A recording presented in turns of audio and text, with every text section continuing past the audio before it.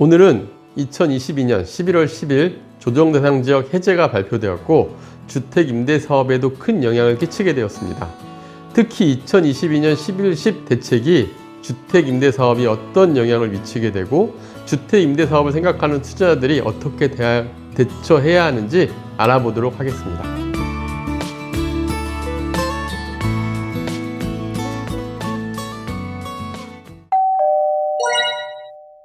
안녕하세요. 월세고수TV의 최영식입니다. 네, 오늘은 어떤 내용으로 해주실 건가요?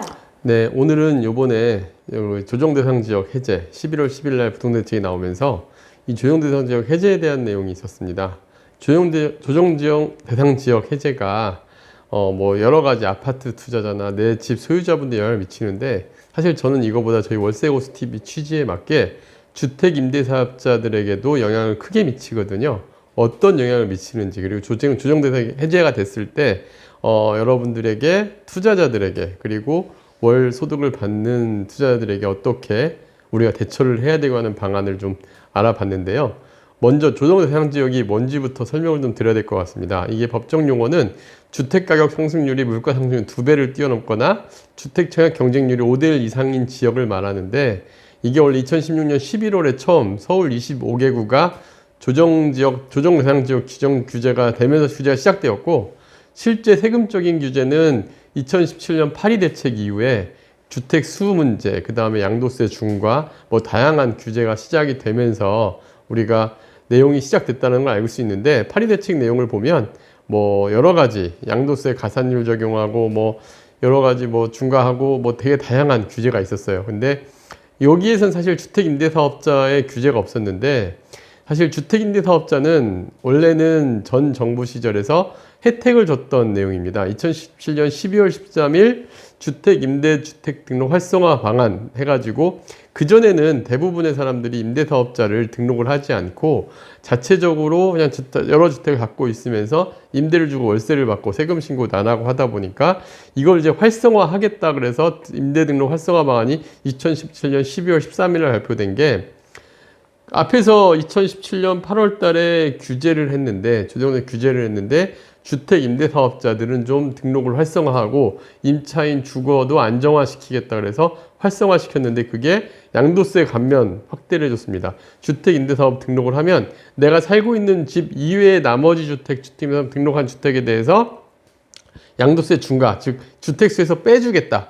여러 가지 혜택들이 많았는데 가장 큰 거는 주택수를 빼주겠다는 거였습니다.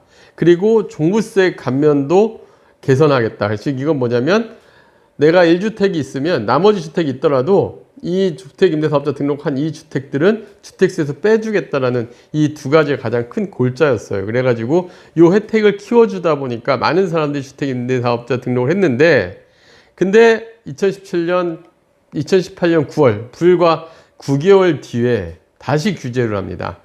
2018년 9.13 대책에서 보면은 어떤 내용이 있냐면, 불과 12월 달에 했던 거를 9월 달에 다시 뒤집는 결과가 나왔어요. 어떻게 하냐면, 조정 대상 지역에 들어간 경우에 새로 취득한 주택은 임대 등록을 하더라도 양도세를 중과한다. 즉 주택수에 다시 집어넣겠다. 그래서 일반 세율 10%, 일반적으로 주택에서 등록하지 않은 것과 동일하게 양도세도 중과를 하고, 그 다음에 역시 종부세에도 합산과세를 하겠다.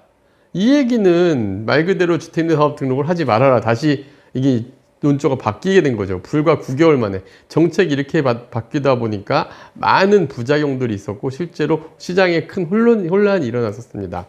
이게 가장 컸던 원인이었는데, 근데 이게 지금 자세히 보면 조정 대상 지역에 한해서요. 그러니까 만약에 내가 오피스텔이나 뭐 주택 임대사업 물건을 갖고 있고 조정 대상 지역이 아닌 경우에 있는 물건들을 가지고 있었다 한다면은, 기존에도 주택수에도 이게 포함이 안 되고 종부세도 합산과세가 안 되는 거였죠.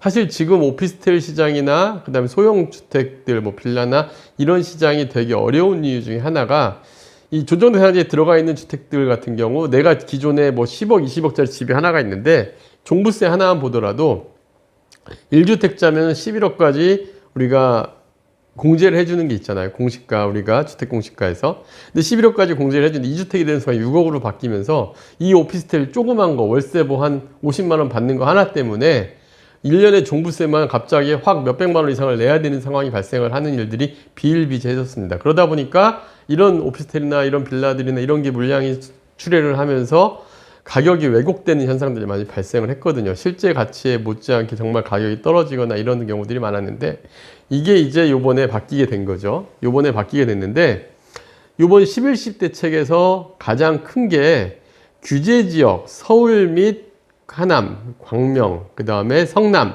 이 4개 지역을 제외한 모든 지역이 조정 대상 지역에 해제가 된 겁니다.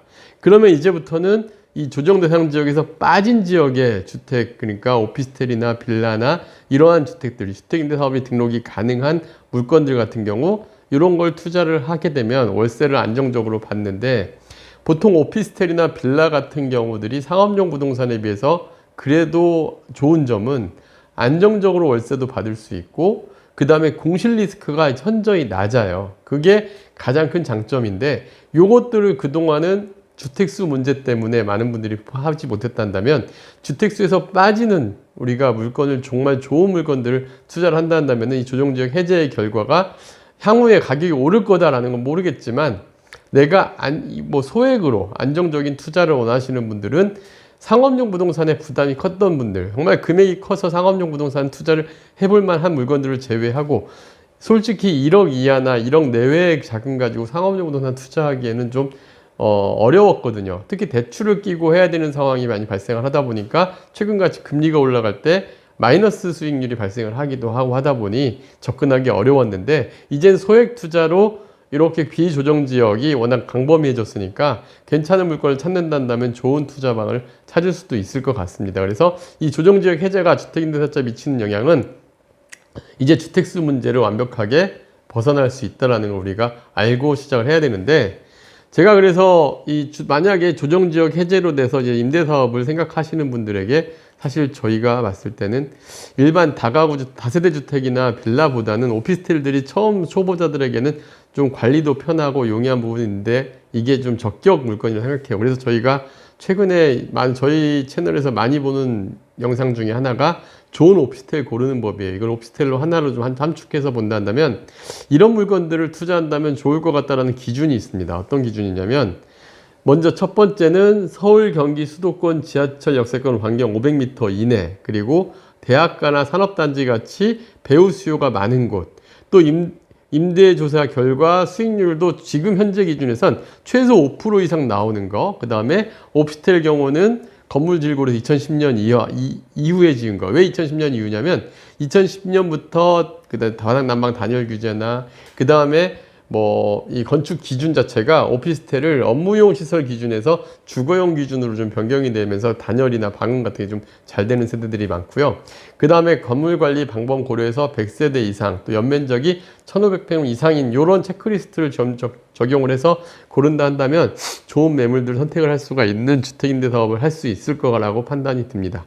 자, 그래서 마지막으로 최종적으로 정리를 해드리면 조정지역 해제하고 주택임대사업자 및 오피스텔 투자자들은 이렇게 대응을 하면 어떨까 싶습니다.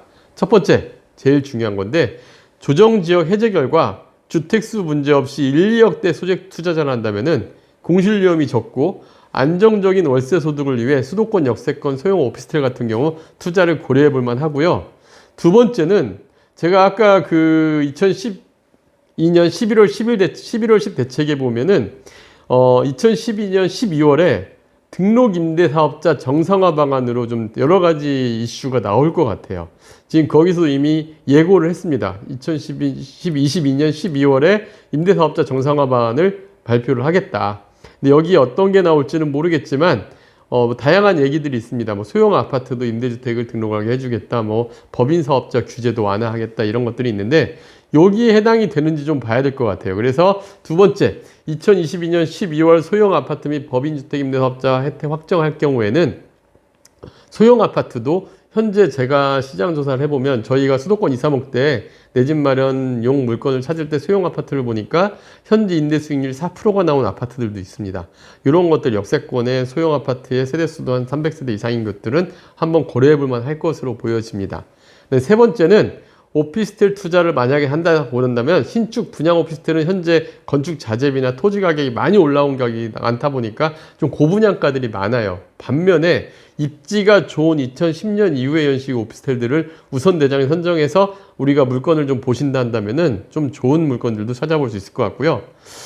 그래서 이런 내용들을 우리가 좀 감안해서 투자자들이 좀 대응을 했으면 좋겠어 오늘 내용을 좀 만들어 봤습니다. 특히 저희가 다음 화면 물건부터 어떻게 볼 거냐면 그동안 수도권 2, 3억대 내 집 마련용 물건들을 많이 고려를 해봤는데 저희 월세고수TV의 취지에 맞게 임대사업으로 1억 이하의 소액으로도 대출 없이 가능한 오피스텔들 현장 다니보면 의외로 많이 있습니다. 그리고 정말 노후를 맞아 안정적인 월세를 받고 싶은 분들에게 저희가 이런 물건들도 한번 리뷰를 앞으로 좀 시리즈로 해볼 생각이니까 저희 채널 관심 갖고 구독해주시고 좋아요 눌러주시면 더 많은 물건들 정보들 얻으실 수 있을 것 같습니다. 네, 다음 영상도 기대하겠습니다. 네, 감사합니다.